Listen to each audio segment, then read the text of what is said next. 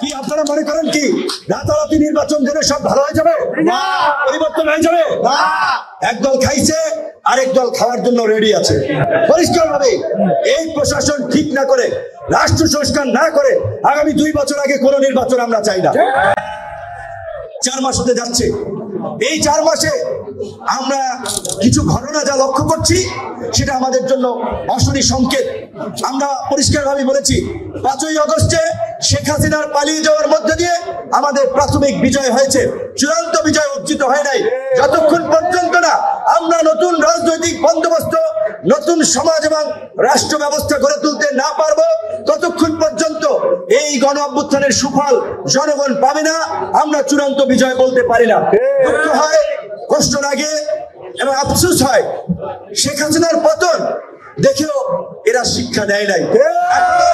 কোন রাজনৈতিক দলের নেতৃবৃন্দের ঔদ্ধত্য, আচরণ, কর্মকাণ্ড, সে আওয়ামী লীগ যা করেছিল, আওয়ামী লীগের নেতা কর্মীরা যা করেছিল, তারই একটা রূপান্তর, তারই একটা ভূমিকা আমরা দেখতে পাচ্ছি। আমি চর বিশ্বাস চর অঞ্চলের মানুষ জানেন, গলাচিপা 10 পিনা নির্বাচনী এলাকা, শুনেছি যে রাজনৈতিক দলের নেতাদের ছত্রছায়ায় চর দখল করতেছে, মানুষের মহিষ নিয়ে আসে, মানুষের কাছ থেকে চাঁদা নেয়, যে ব্যবসা করে সেটার জন্য বলে যে চাঁদা দিতে হবে আপনাকে, কিংবা যারা টিসিবি ওএমএস পেয়েছে সেই চাল বন্টন করতে গিয়ে রাজনৈতিক নেতাদের দ্বারা বাধাগ্রস্ত হয় যে তাদের লিস্ট দেওয়া লাগবে।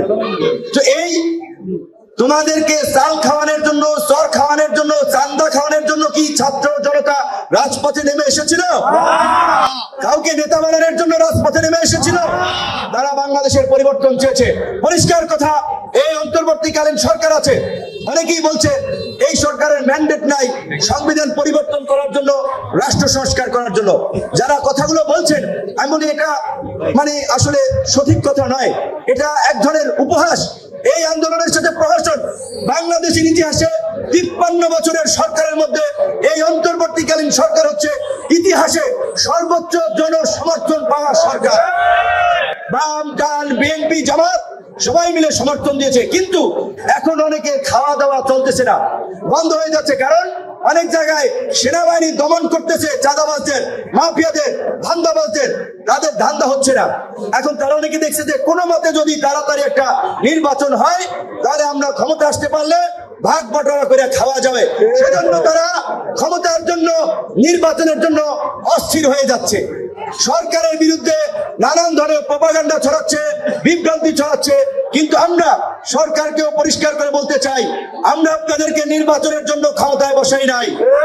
রাষ্ট্র সংস্কার করতে হবে, জন আকাঙ্ক্ষার বাংলাদেশ বিনির্মাণ করতে হবে। এই যে আপনারা যে 15টি কমিশন করেছেন, সংবিধান সংস্কার, নির্বাচন সংস্কার, দুর্নীতি দমন সংস্কার, এরকম বিভিন্ন সেক্টরের সংস্কার, এই সংস্কারগুলো হওয়ার পরেই আপনাদেরকে নির্বাচনের কথা ভাবতে হবে।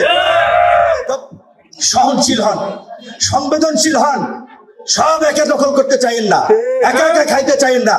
আর এই দখলবাজি রাজনীতি বন্ধ করুন, জনগণের জন্য কাজ করুন। এখন নির্বাচন হয় নাই, 2 বছর আগে কোনো নির্বাচন নাই দেশে। কারণ কি আপনারা মনে করেন কি রাতারাতি নির্বাচন জেনে সব ভালো হয়ে যাবে? পরিবর্তন হয়ে যাবে? একদল খাইছে আরেক দল খাওয়ার জন্য রেডি আছে। পরিষ্কার ভাবে এই প্রশাসন ঠিক না করে, রাষ্ট্র সংস্কার না করে আগামী 2 বছর আগে কোনো নির্বাচন আমরা চাই না। আইন শৃঙ্খলা পরিস্থিতি খুব বেশি উন্নতি হয় নাই, আইন শৃঙ্খলা বাহিনী খুব ভালোভাবে কাজ করতে পারছে না। কারণ আর একটা বাস্তবতা আমরা লক্ষ্য করছি, প্রশাসনের ব্যক্তিরা, সবাই না, কতিপয় ব্যক্তি এখনই তাদের কেবলা ঘুরিয়ে দিচ্ছে অন্যদিকে। সরি টু সে, বলতে বাধ্য হচ্ছে, এই কারণে প্রশাসনের কিছু লোকজন এখনই তাদের যে ভাবভঙ্গি, আচার আচরণ, তারা নতুন কেউ হারুন হইতে চায়, বিবি হারুন, বেনজির হইতে চায়। ওই যে এখন যে যারা জেলখানায় আছে, আপনার আব্দুল্লাহ মামুন সাহেব, সাবেক আইজিপি, এইরকম অনেকে এখনই অন্য দলের দিকে ঝুঁকে সেই দলের আশীর্বাদ নিয়ে তারা আবার এই দলবাজ, এই প্রশাসনের দলবাজি ঢুকাতে চায়। প্রশাসনের কর্মকর্তাদেরকে বলি, আপনারা সরকারি চাকরি করেন, সরকার আসবে যাবে, আপনাদের চাকরি থাকবে। এই ছাত্র জনতার গণ অভ্যুত্থানের আমরা যে বাংলাদেশ পেয়েছি, সেই বাংলাদেশে আমরা দলদাস প্রশাসন চাই না, আমরা রাজনৈতিক পক্ষপাত দুষ্ট প্রশাসন চাই না। আমরা নিরপেক্ষ জবাবদিহিতামূলক এবং জনবান্ধব প্রশাসন চাই। আপনারা আশা করি জন আকাঙ্ক্ষাকে ধারণ করে আপনাদের যে দায়িত্ব সেই দায়িত্ব পালন করবেন। কোন বিশেষ রাজনৈতিক দলকে আপনারা তো পীড়িত করার দরকার নাই, এত খাতির করার দরকার নাই।